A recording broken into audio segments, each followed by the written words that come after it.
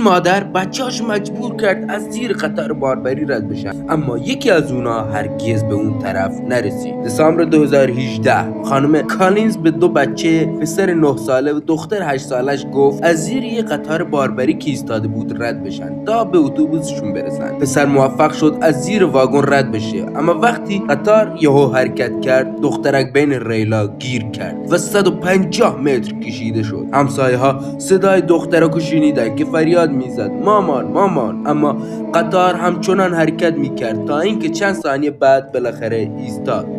تحقیقات نشون داد این مادر قبلا هم 7 بار به بچه‌اش گفته بود که از زیر قطار رد شن. در اکتبر 2023 دادگاه اونو به حکم 2 فقره کودک آزاری محکوم کرد. حکم 6 سال زندان برای مادری که به جای محافظت فرزندانش رو به کام مرگ فرستاد. برای شنیدن داستان‌های واقعی بیشتر ما رو دنبال کن.